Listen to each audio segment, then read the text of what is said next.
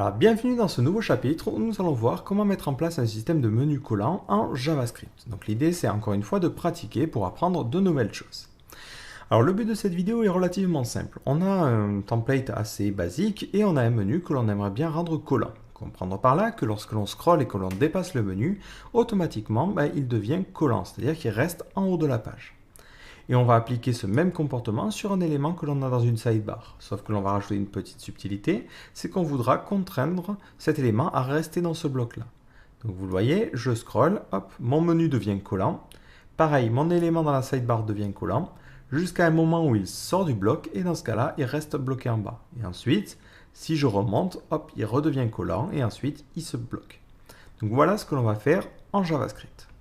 Donc j'ai préparé un petit peu le code, mais rassurez-vous, rien de bien compliqué. Donc j'ai créé une page HTML et à l'intérieur j'ai plusieurs éléments. J'ai une top bar tout en haut, j'ai ensuite un menu, donc c'est juste un élément classique et il n'a pas de position particulière.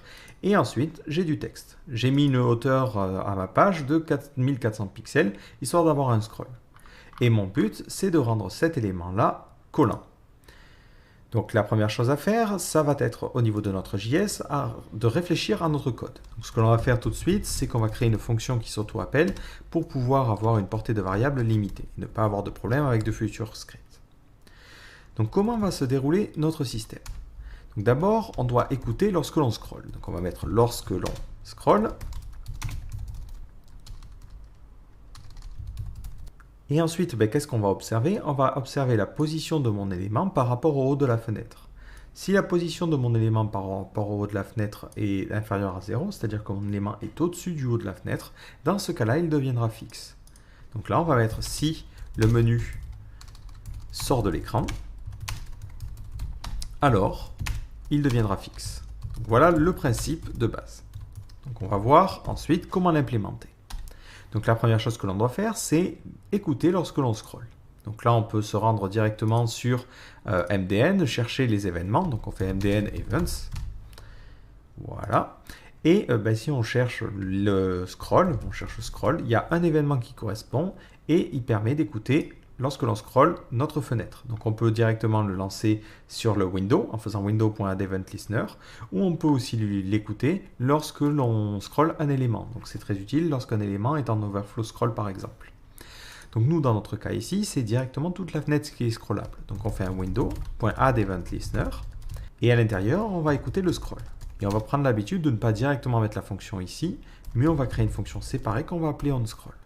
Et cette fonction, je la crée tout de suite. Var onScroll égale function. À l'intérieur, pour l'instant, on ne passera pas l'événement. Et on mettra un console.log de scroll. Donc je sauvegarde et hop, je réactualise. Si je sors ma petite console, hop, je vois que dès que je vais scroller, ça va m'afficher cet événement des centaines de fois. Donc maintenant, ce que je dois faire, c'est détecter la position du menu par rapport à l'écran, par rapport à l'affichage. Donc pour cela, on a une méthode qui est plutôt pratique, qui est la méthode getBoundingClientRect. Donc cette méthode, elle vous renvoie la taille d'un élément et sa position relative par rapport à la zone d'affichage. Alors mon élément ici, c'est un élément qui est la classe menu, donc je vais le sélectionner en faisant document.querySelector. On commence à avoir l'habitude, et je sélectionne l'élément qui a la classe menu. Et je vais lui demander le getBoundingClientRect. Alors c'est une fonction qui a un nom complètement dégueulasse, mais elle est très très pratique. Donc elle vous renvoie un objet qui est un clientRect qui contient différentes propriétés. Et vous voyez, ça me donne la position de l'élément par rapport au haut de l'écran, au bas, la hauteur et la largeur.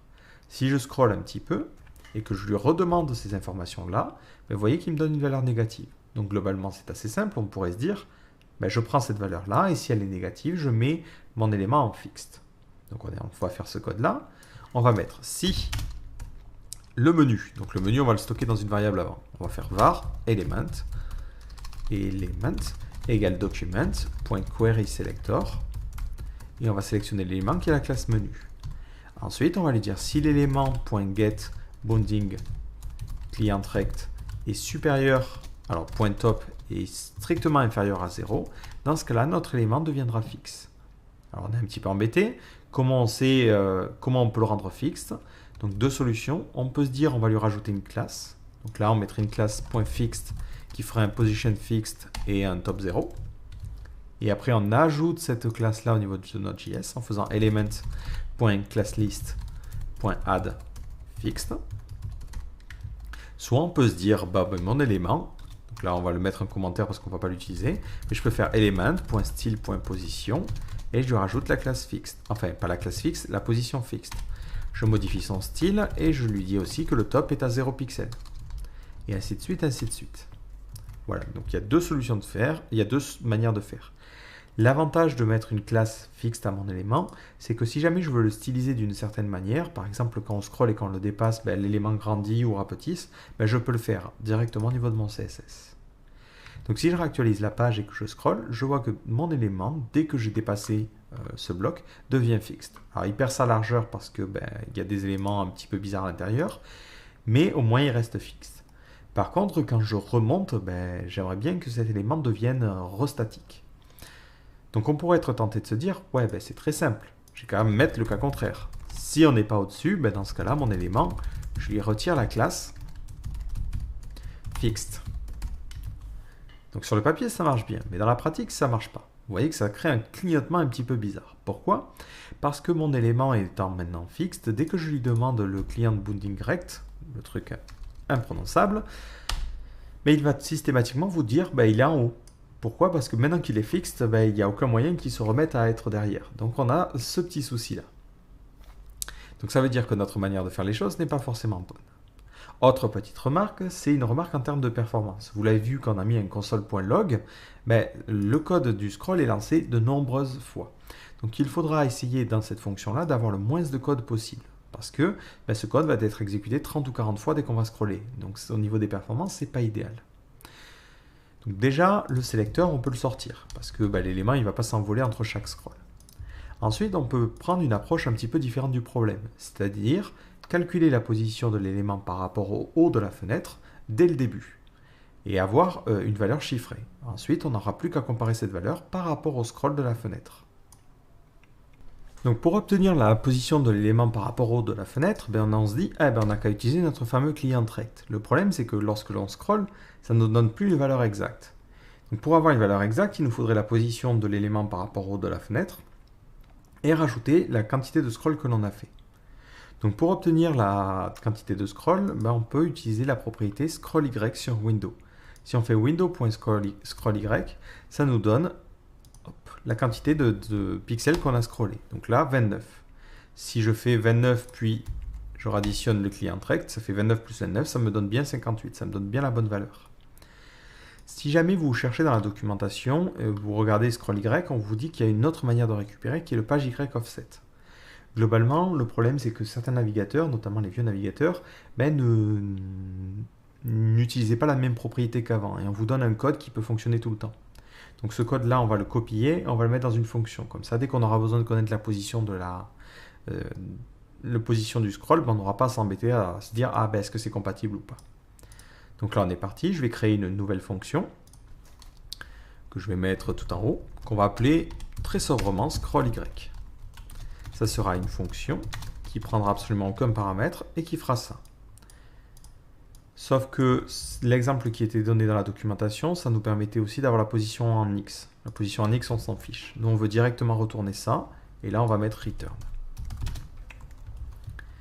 Lorsque j'aurai besoin de la position en Y, j'aurai juste à faire un scroll Y. Donc, dès le chargement de ma page, je vais calculer la position de mon élément. Donc, je vais créer une variable top. Ça sera la position de mon élément par rapport au haut de la fenêtre. Donc, ce sera element.getBounding client rect .top et je dois rajouter la quantité de scroll qui a été faite, scroll y, ma nouvelle fonction. Et ensuite, je fais un coup de console.log top pour vérifier que j'obtiens bien la valeur que j'attendais, à savoir 58. Je vois que j'obtiens 58 même si j'ai scrollé. Donc ça, c'est plutôt cool. Donc maintenant, lorsque je scrolle, je n'ai plus besoin de faire ces comparaisons complexes. Il me suffit juste de prendre la quantité de scroll qui a été faite, donc grâce à ma fonction scroll y, et de la comparer par rapport à top. Si j'ai plus scrollé que cette position-là, dans ce cas-là, mon élément doit être fixe. Donc if scroll y, ma fonction, est strictement supérieur à la position de top, ça veut dire que mon élément, je dois lui rajouter la classe fixed. Sinon, ça veut dire que mon élément, je dois lui retirer, d'ailleurs j'ai écrit n'importe quoi, la classe fixed. Et là, je dois lui ajouter la classe fixed. Voilà. Si maintenant je réactualise, dès que je scroll et que je dépasse, mon élément devient fixe, et dès que je remonte, il se rebloque à l'endroit où il était. Donc là, j'ai déjà réglé ce problème-là, et l'avantage, c'est que j'ai allégé au maximum cette fonction-là. Au final, ce que fait cette fonction, c'est juste une comparaison de chiffres. Donc là, je peux rajouter des conditions supplémentaires pour alléger encore plus mon code. Je peux vérifier lorsque je scroll, est-ce que mon élément a déjà la classe fixed. Donc je fais par as scroll class égale element.classList.contains et je vérifie si ça a la classe fixed. Je ne lui ajoute la classe fixed seulement si l'élément ne l'a pas. Et donc là, je vais mettre et différent de as scroll class. Donc si l'élément, si j'ai dépassé le scroll et que l'élément n'a pas déjà la classe fixed, alors je lui rajoute. Et là, de la même façon, je ne veux pas faire ça tout le temps, je veux le faire souvent suivant certaines conditions. Donc là, je vais plutôt mettre un else if. Je le ferai lorsque le scroll Y sera inférieur au top et que l'élément a la scroll class. S'il n'a pas la scroll class, ce n'est pas la peine de faire ça. Si je réactualise, dès que je scroll, mon élément devient fixed et dès que je reviens, il redevient fixed.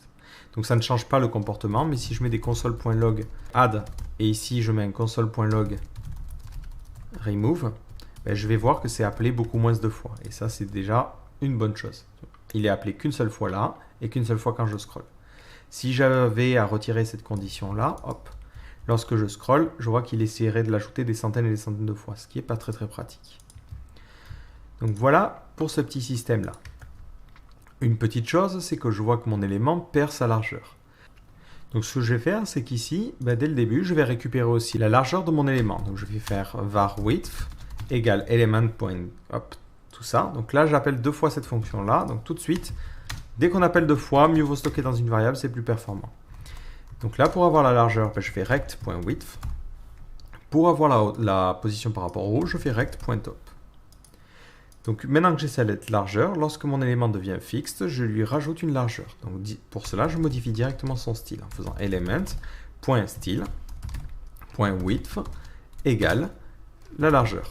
Et attention, il faut que je précise l'unité. Donc ça va être en pixels. Lorsque je réactualise, dès que je scroll, mon élément devient fixe et on voit qu'il garde la bonne largeur. Dès qu'il redevient statique, je n'ai pas de souci. Donc là, on a créé ce petit système-là. En revanche, on a un tout petit souci, c'est que dès que je dépasse, je vois que mon texte disparaît. Ça peut paraître un petit peu bizarre, mais en fait, si on y réfléchit, c'est plutôt logique. Mon élément passe en position fixe. Donc dès que je le dépasse, il est en position fixe et du coup, il n'a plus de hauteur, entre guillemets, il n'est plus dans le flux. Ce qui fait que le texte va automatiquement se coller à la top bar. Si je cache ça en mettant un display none, hop, je vois que c'est ce qui se passe. Hop, mon texte devient collé au-dessus, ce qui est évidemment pas une bonne chose. Donc pour remédier au problème, il me suffit de me dire, lorsque tu passes en fixe, ce que tu vas faire, c'est que tu vas créer un faux élément qui a la même taille que le menu que tu vas laisser à la place. Ce faux élément permettra de garder l'espacement tel qu'il était au moment de la disparition. Donc ce faux élément, je vais le créer à cet endroit-là, dès que je calcule la position de mon élément. Donc on est parti, je crée un faux élément en faisant un document.createElement et je crée une div. Cette div, je vais lui donner une largeur et une hauteur qui correspond à mon élément en faisant fake.style.width égale rect.width. Donc c'est mon rectangle que j'ai ici. D'ailleurs, je me dis que là, c'est pas forcément la peine de créer une variable width. Je peux mettre directement rect.width partout où j'en ai besoin. C'est pas si long que ça. Et je mets pixel. De la même manière, je lui donne la même hauteur, fake.style.height. Et je vais le mettre en rect.height plus pixel. Donc globalement, je crée un faux élément et je lui donne la largeur et la hauteur de mon élément d'origine. Lorsque mon élément devient fixed, juste avant, je vais lui rajouter ce fake. Donc pour cela, je fais element.parentNode, je récupère l'élément parent, .insertBefore, et je lui ajoute le fake. Et je l'ajoute avant mon élément. Lorsqu'on retire la classe fixed, il faut penser à retirer cet élément-là. Pour cela, je fais element.parentNode.removeChild et je vais remove le fake. Si maintenant je réactualise, je scrolle un petit peu et dès que je dépasse, je vois que juste avant mon élément, j'ai bien un élément bidon qui a une largeur de 972 et une hauteur de 48. Ce qui va permettre d'espacer mon système et de garder le texte au même niveau. Alors là, ça ne se voit pas forcément, mais si je commence à copier plus de code, donc on va mettre un BR, et on va mettre des lorem, hop, et un autre BR. Voilà. Si j'actualise, hop, je vois que dès que je me mets à scroller, poum poum poum, mon menu va bien se mettre en fixe et tout le reste n'est pas décalé. Donc c'est plutôt pas mal. En revanche, maintenant qu'on a fait ça, on a complètement oublié quelque chose, c'est que si jamais l'utilisateur redimensionne, on va avoir des problèmes, parce que ces calculs au niveau du rectangle sont faits dès le début, dès le chargement de la page. Si je me mets à redimensionner ma page, et que je me mets à scroller, je vais avoir des problèmes, parce que mon élément va avoir une largeur qui n'est pas la bonne. Donc ce que je vais devoir faire, c'est lui dire, lorsque tu redimensionnes, il va falloir que tu recalcules certaines propriétés. Donc là, on cherche au niveau des événements. Alors, hop, ouais, c'était là. Donc, redimensionner en anglais, c'est resize. Et on voit qu'on peut détecter lorsque le document est bien redimensionné. Donc là, on va utiliser ça. On va faire un coup de window, .add event listener, resize. Et lorsque l'on redimensionne, on va lancer une fonction qui va s'appeler onResize. Donc on va laisser les listeners en bas de page. On va créer les fonctions ici. Donc là, ça va être les fonctions. Hop. Et tout au-dessus, ça sera les variables. Donc je crée ma nouvelle fonction onResize. Ça sera une nouvelle fonction. Et qu'est-ce qu'elle doit faire? Donc là, on réfléchit. Globalement, on doit recalculer le rectangle de mon élément. Le problème, c'est que si mon élément est fixe, on lui a donné une largeur par défaut. Donc il faudra que je lui retire cette largeur-là. Pour cela, je fais element.style.width et je remets la largeur à auto. Voilà, histoire qu'il prenne une largeur automatique. De la même façon, je vais lui retirer la classe fixed. Donc je fais element.classlist.remove fixed. Donc ce que je fais là, c'est tout simplement, je défais ce qui a été fait là. Et enfin, il y a peut-être le fake element qui a été rajouté, donc je vais le masquer temporairement en faisant fake.style.display égale none. Voilà, donc lorsque je dimensionne, j'annule tout ce qui aurait pu être fait. Maintenant, je vais pouvoir recalculer les positions. Donc je recalcule le rectangle en faisant element.getBoundingClientRect. Je vais recalculer la position en top. Et ensuite, je vais, sur mon élément fake, lui redonner une largeur et une hauteur qui correspond à mon élément. Et je vais en profiter pour maintenant défaire le display none et le remettre en display block. Donc globalement, dès que je redimensionne, je défais un petit peu ce qui aurait pu être fait, je recalcule les positions et je les sauvegarde dans les variables. Donc d'ailleurs là, il n'y a plus de var devant, parce qu'elles se sont déclarées tout en haut. Et enfin, je lui demande de refaire le calcul du scroll en faisant un onScroll, histoire qu'il remette tout tel que c'était s'il y a besoin. Si maintenant je réactualise, hop, je scrolle un petit peu, je vois que ma barre automatiquement prend la bonne largeur. Et lorsque je scrolle, ça redevient comme d'habitude. Donc si j'essaie, quand je suis comme ça, on voit que la largeur aussi de fake element est modifiée. Donc voilà comment on peut résoudre ce problème-là et garder ce système de position fixe même si on scrolle. Donc maintenant on va continuer et on va se dire, ce que j'aimerais bien faire, c'est créer en dessous un petit menu et créer une sidebar. Donc on est parti, je vais modifier mon code HTML. Je vais créer une div qui a la classe content et à l'intérieur j'aurai une div qui a la classe main qui sera mon contenu principal. Donc là, je mets un peu n'importe quoi, je mets du texte, un titre et je mets une div qui a une grande hauteur histoire de rendre ma page scrollable. Et ensuite à droite, je vais créer une sidebar. Et dans cette sidebar, je vais mettre du contenu HTML. Voilà, hop. Maintenant, je vais passer au CSS. Donc au niveau de mon CSS, je vais préciser que le contenu est espacé un petit peu par rapport au menu grâce à un margin top de 20 pixels. Je vais préciser que mon élément main va être en float left et prendra 75% de l'écran. Et de la même manière que pour le menu, je vais lui donner une couleur de fond blanche et lui faire des petites ombres sympas. Et pour la sidebar, on va la mettre tout simplement en float right. Et ensuite, on va lui mettre une largeur de 25%, histoire que tout soit bien aligné. Et je vais d'ailleurs aussi rajouter un petit padding de 20 pixels. Voilà. Et là, je me dirais bien, j'aimerais bien que quand je scrolle, cet élément-là devienne aussi fixed. Donc sélectionner mon élément en utilisant une classe, ça marchait parce que j'avais qu'un seul élément qui devait être fixe, mais maintenant je vais en avoir plusieurs. Donc comment je peux faire? Je peux me dire, je vais leur mettre une classe pour pouvoir les désigner plus facilement. Mais c'est un petit peu problématique.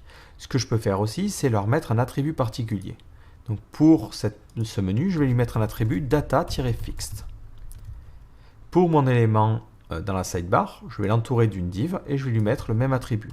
Donc je vais créer une div, je crée mon contenu HTML à l'intérieur et je le mets en data-fixed.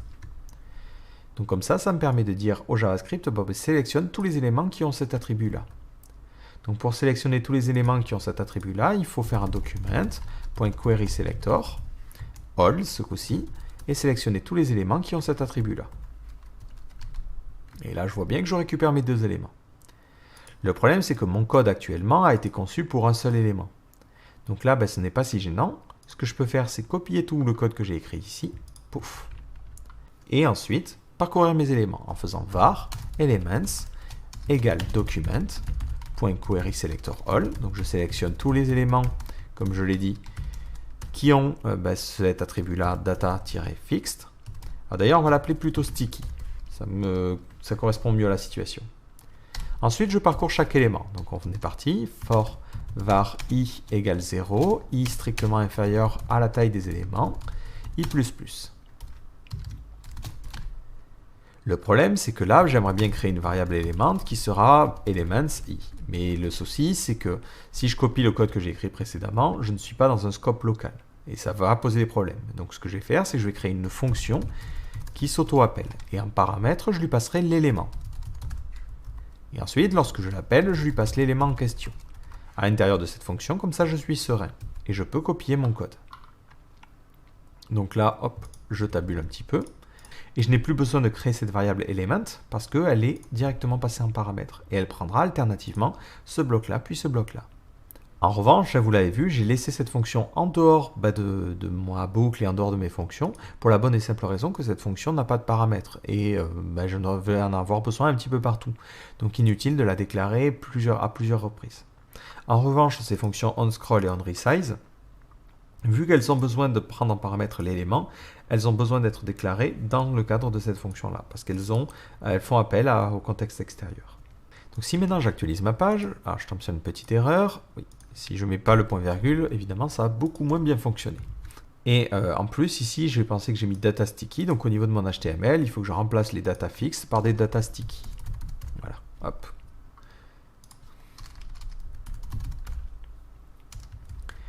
Maintenant, dès que je réactualise ma page et que je scrolle, je vois que mon menu devient fixe et mon élément à droite aussi devient fixe. Et dès que je reviens en haut, ça redevient normal. Alors, il y a en revanche quelques soucis. Cet élément-là passe en dessous de mon menu, ce qui est tout à fait normal parce que les deux viennent se coller par rapport au haut de l'écran. Moi, ce que j'aimerais bien faire, c'est dire, pour ce menu, et seulement pour ce menu, j'aimerais bien que tu mettes une marge en haut. Donc, ce que l'on peut faire, c'est profiter et rendre l'HTML un peu plus dynamique. On pourrait se dire ici, on va faire un data-offset et on va lui préciser par exemple, espace-le de 80 pixels par rapport au haut de l'écran. Comme ça, cette valeur-là, je peux ensuite la récupérer dans mes conditions et dire, s'il y a un offset, plutôt que de mettre un top à 0, je mettrai un top à 80. Donc là, j'améliore au fur et à mesure mon JavaScript. Et au passage, là au niveau du CSS, je vais mettre que pour l'élément main, on va mettre un gros padding de 20 pixels. Voilà, histoire que ça respire un petit peu plus. Allez, on va le mettre que sur les côtés.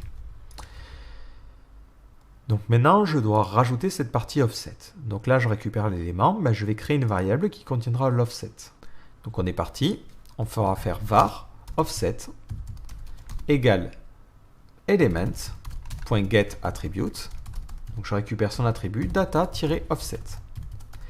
Donc attention, en revanche, cet attribut vaut nul si jamais il n'y a pas de data-offset, ce qui est le cas de mon menu. Dans le cas de mon menu, je n'ai pas mis de data-offset. Donc là, je peux mettre une condition. Donc je peux l'écrire de différentes manières. Je peux lui dire if element.getAttribute data-offset. Dans ce cas-là, tu vas le définir comme ça. Hop. Sinon, tu vas faire un var offset et tu mettras par défaut la valeur 0. Ce que l'on peut faire aussi, c'est directement déclarer la variable comme ça et mettre if offset égale nul, mais dans ce cas-là, on va mettre la valeur 0. Ou enfin, une dernière solution encore plus raccourcie, vous pouvez mettre directement ou 0. Donc le ou, on l'a vu dans les conditions, mais il peut être utilisé comme ça. Donc globalement, le ou dit j'exécute ce code-là. S'il est vrai, je m'arrête là. S'il est faux, j'exécute ce code-là. Donc dans ce cadre-là, ça donnera soit la valeur de cet attribut-là, soit la valeur 0. Alors ne paniquez pas, si vous n'êtes pas à l'aise avec ça, vous pouvez reprendre ce que l'on a fait juste avant, hein, mettre un if. Si ça vous va mieux, il ne faut pas hésiter. Là, je vous montre la version compacte au cas où vous en ayez besoin. Donc là, il faut faire attention, ça nous donne une chaîne de caractères. Donc ce truc-là, il faut le parseInt. Donc on va mettre, hop, parseInt.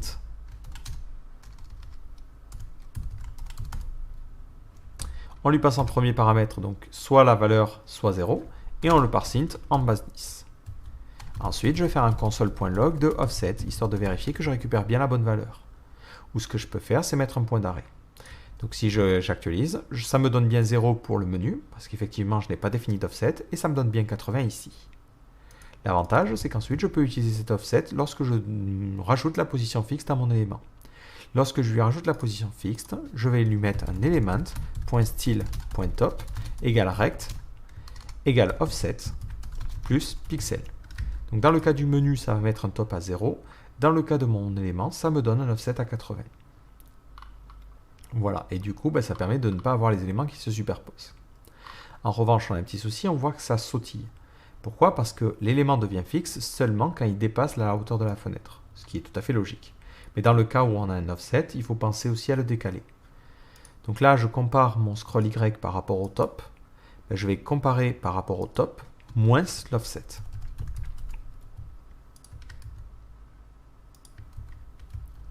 Si maintenant je réactualise, hop, je vois que ça se met à scroller de manière beaucoup plus organique, en fait, de manière beaucoup plus fluide.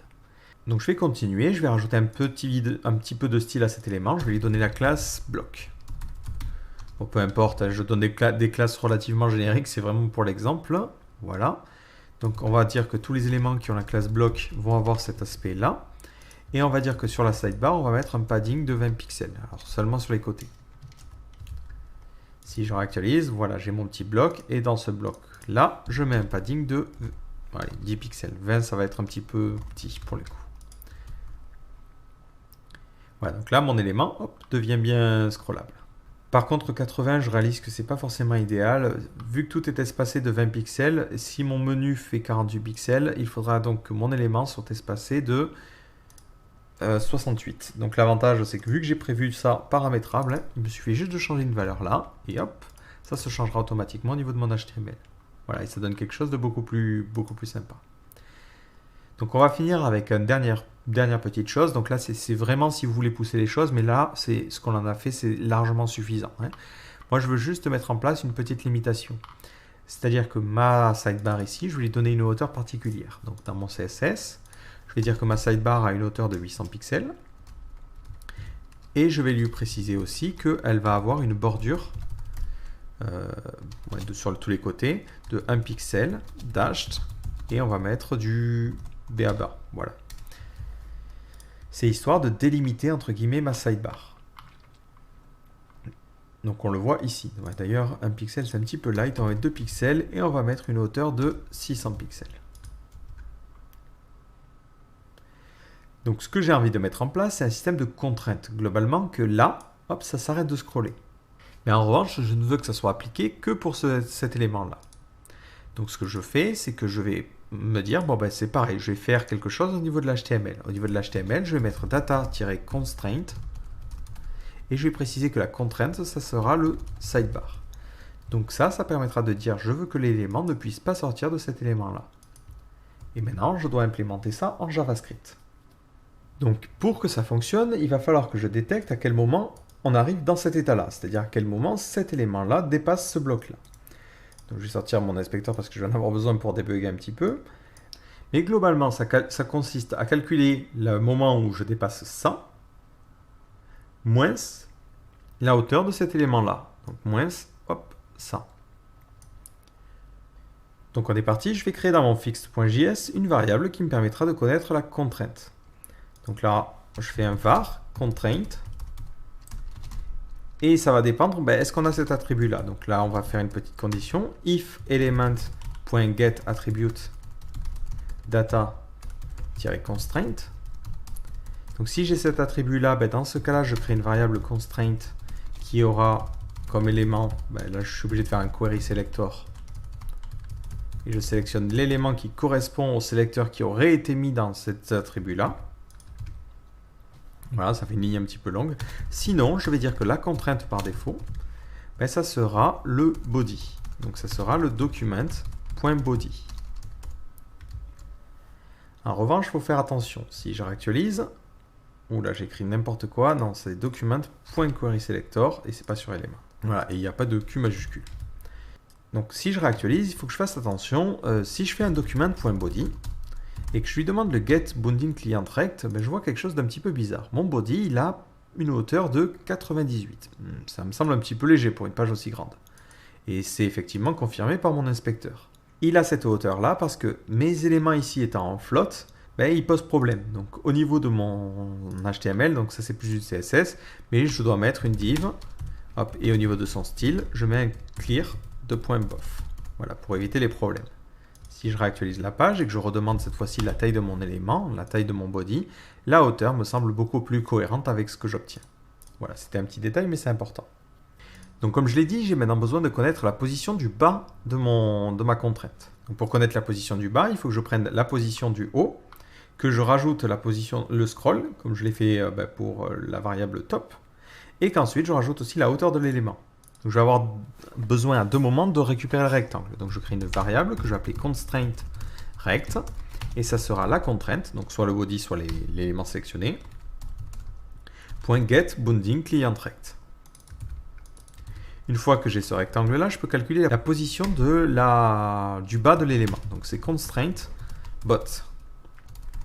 Donc cette valeur-là, ça sera le rectangle, constraint rect.top, auquel je rajoute le scroll Y, auquel je rajoute la hauteur de l'élément, constraint rect.height. Ensuite, il faut que je détecte lorsque le bas de mon élément ici touche ce truc-là. Donc du coup, il faut que je retranche à mon calcul la hauteur de cet élément et le offset qui a été défini. Donc là, ça fait une longue opération.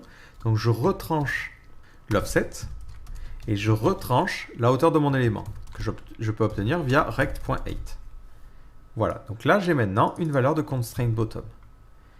Donc ce que je vais faire, c'est que je vais rajouter une petite condition lorsque l'on scroll. Je vais mettre if scroll Y est supérieur à la contrainte en bas, donc constraint bottom. Dans ce cas-là, tu vas mettre un console.log trop bas. Sinon si, et après on continue nos conditions classiques. Et attention, c'est scroll Y, c'est une fonction, sinon ça va renvoyer une comparaison un petit peu pétée. Donc si maintenant je réactualise, je scroll, dès que cet élément-là va toucher le bas, on me dit bien trop bas. Donc dans ce cas-là, je ne dois pas lui mettre une position fixe, mais je vais lui donner un autre style de position. Donc pour faire en sorte qu'il se situe systématiquement en bas de mon élément, il faut que je lui retire le position fixed et que je le mette plutôt en position absolue avec un bottom 0. Donc là, ici, je fais un element.classList, .remove, je lui retire la classe fixed. Ensuite, je fais un element.style.position égale absolute. Donc là, je change sa position. Et ensuite, je fais un element.style.bottom et je vais mettre un bottom à 0. Attention, l'élément a peut-être déjà un top. Donc je fais element.style.top égale auto. En revanche, lorsque je le mets en fixed, je ferai un element.style.bottom égale auto. Voilà, pour défaire ce qui aurait pu être fait là. Lorsque l'élément devient fixed, je lui mets aussi un position fixed. Element.style.position fixed. Finalement, rajouter cette classe fixed, ça peut être pratique pour le style, mais ça va s'avérer plutôt problématique parce que ça rajoute des choses supplémentaires qui pourraient être overridées par le style. Donc ce que j'ai préféré, c'est me concentrer sur le style seulement au niveau du JavaScript, c'est-à-dire c'est le JavaScript qui va définir la position, les choses comme ça, et la classe, ça sera juste cosmétique. Donc là, je retire ce truc-là, j'ai retiré cette condition temporairement, tant pis si ça fait le code des dizaines et des dizaines de fois, on verra comment l'améliorer juste après. Voilà. Et je garde ce add à cet endroit-là et je garde le remove à cet endroit-là. Hop là, d'ailleurs, ouais, je l'ai supprimé, je ne sais pas pourquoi. Donc la classe fixed, c'est juste quelque chose de cosmétique. Donc au niveau de mon CSS, j'enlève tout ce qui était top et tout ça. On imagine que par exemple, quand mon élément devienne fixed, il aurait une opacité de 0.7. Voilà, c'est juste pour tester. Si je réactualise, voilà, quand je scroll, vous voyez, hop, vu que ça prend la classe fixed, ça va avoir ce petit style transparent. C'est juste pour ça. Voilà, alors ne vous fiez pas aux erreurs, hein, c'est normal qu'on ait cette erreur qui va sortir des dizaines et des dizaines de fois, tout simplement parce que vu qu'on a retiré les conditions qui permettent de faire les choses qu'un certain nombre de fois, ça crée des problèmes. Mais on va corriger ça juste après. Donc là, on voit que mon élément disparaît bien quand j'arrive en bas. Par contre, il y a un tout petit souci, c'est parce que mon élément sidebar doit être en position relative. Sinon, l'élément ne va pas se positionner correctement. Donc là, je mets en position relative. Si je réactualise, voilà, mon élément vient bien se placer. Si je remonte, hop, il redevient fixe. Donc en revanche, il faut que je règle ce petit souci-là. Donc j'ai une erreur parce que, hop, au niveau de mon index.js, de mon fixe.js, il va essayer de faire ça tout le temps. Et le problème, c'est qu'au bout d'un moment, dès qu'il a remove child la première fois, il dit non, mais la seconde fois que tu me demandes de supprimer l'enfant, moi je peux pas. Donc ça vient du fait que ce code-là va être exécuté tout le temps. Et de la même manière, tout à l'heure, on avait contrebalancé ça en disant si tu as déjà la classe, dans ce cas-là, tu ne removes pas, tu ne fais pas ça. De la même manière, ici, l'élément doit redevenir en statique. Donc là, je peux faire element.style.position et je vais mettre l'élément en statique. De la même manière, hop, je veux qu'automatiquement l'élément prenne la largeur. Et du coup, ce que je peux faire, plutôt que de me demander est-ce que l'élément a la bonne classe ou les choses comme ça, c'est vérifier est-ce qu'il est déjà fixe ou pas.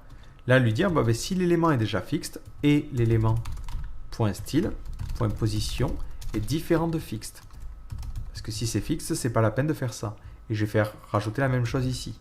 Je ne dois faire ce code-là que si l'élément n'est pas déjà statique. Et je vais faire le code en haut seulement si l'élément n'est pas déjà en position absolue. Voilà, ce qui me permet d'éviter d'exécuter le code à l'intérieur de chaque condition de manière trop conséquente. Si je réactualise la page, hop, je scroll, hop, mes éléments prennent une petite opacité, et dès que j'arrive en bas, hop, ils se bloquent.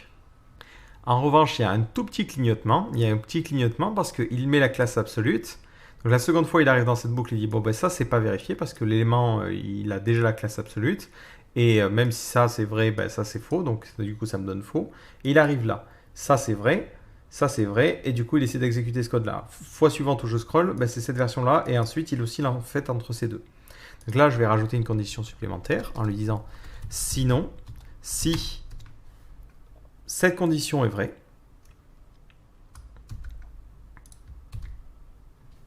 dans ce cas-là, tu ne fais rien. Si maintenant je réactualise la page, hop, donc si je regarde tout en haut, hop, je scroll. Mon élément devient bien fixe et je n'ai pas de problème de scintillement. Pourquoi? Parce que là, pour que cette condition ne soit pas validée, il faut que soit ça soit vrai, soit ça soit vrai. Soit ça soit faux, soit ça soit faux.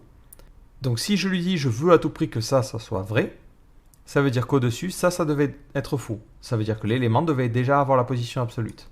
Donc là, c'est exactement comme si j'écrivais et en plus, je veux que ça soit absolute. Et du coup, vu que je ne mets rien dans ce code-là, il va être exécuté, il ne changera pas les positions absolues, il ne fera rien et ça ne posera pas de problème.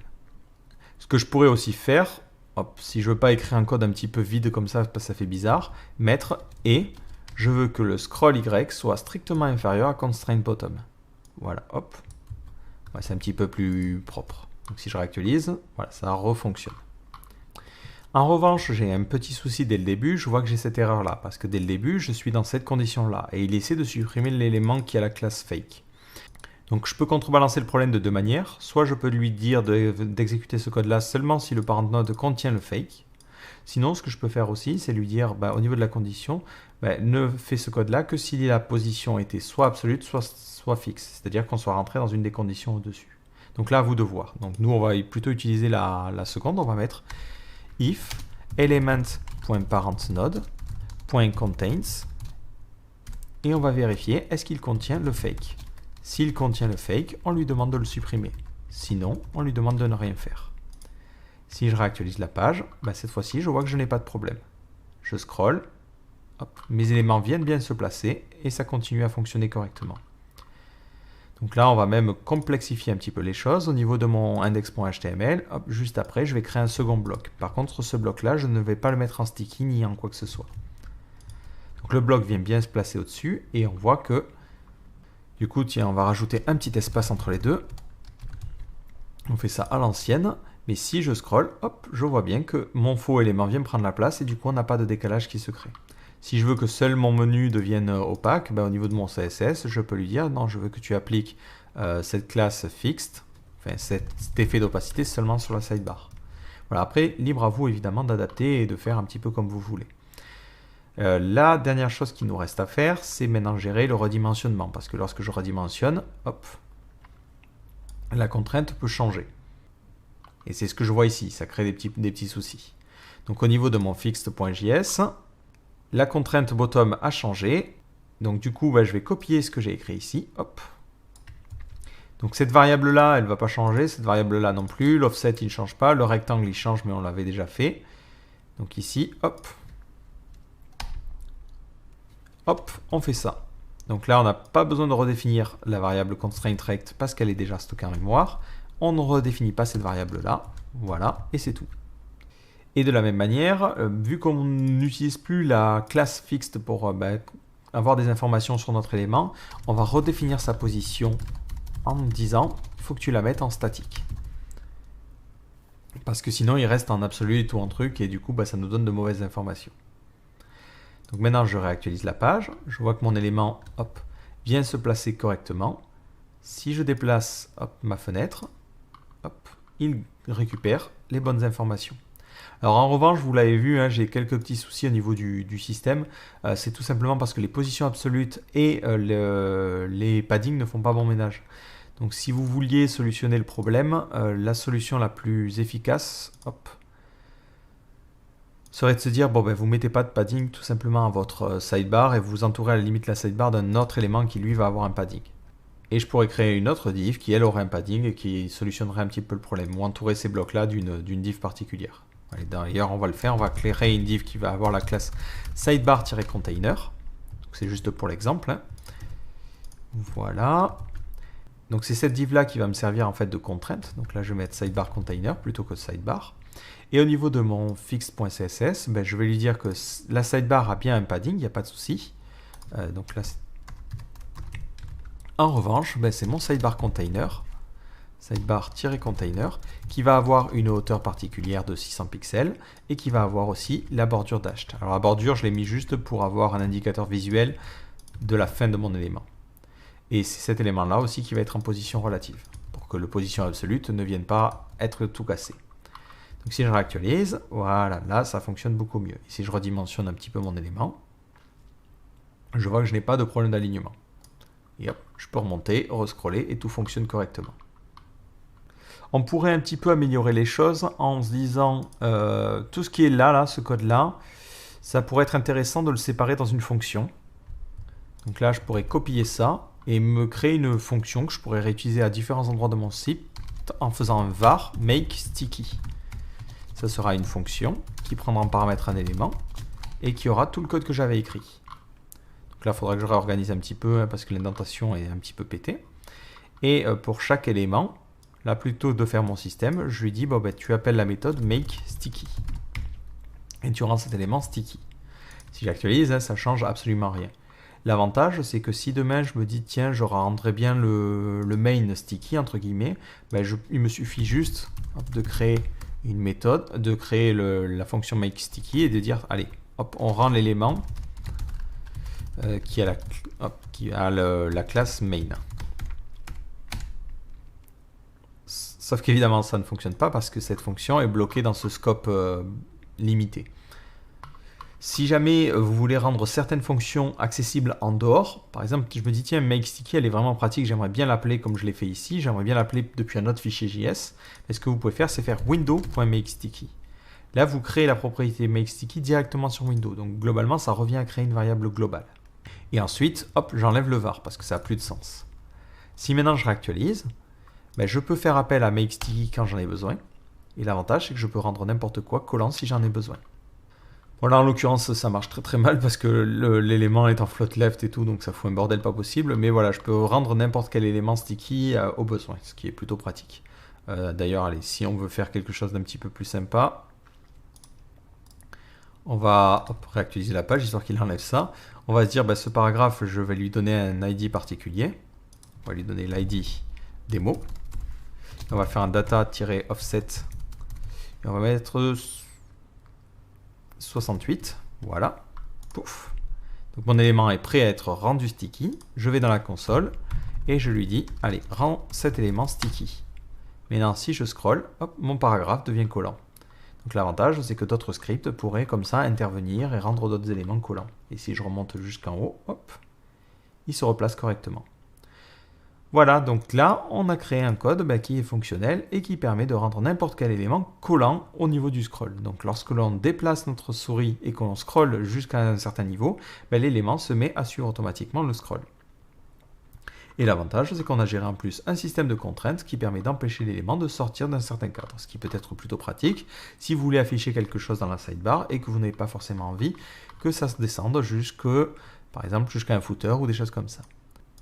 Donc voilà, j'espère que cette vidéo vous aura plu et j'espère ne pas vous avoir trop largué sur la partie contrainte. C'est selon moi cette partie-là qui commence à poser un petit peu de problème au niveau de logique. Donc voilà, j'espère que cette vidéo vous a plu et si vous avez d'autres idées de petits modules que vous aimeriez bien voir expliquer, n'hésitez pas à poster un commentaire en bas de cette vidéo. Ciao!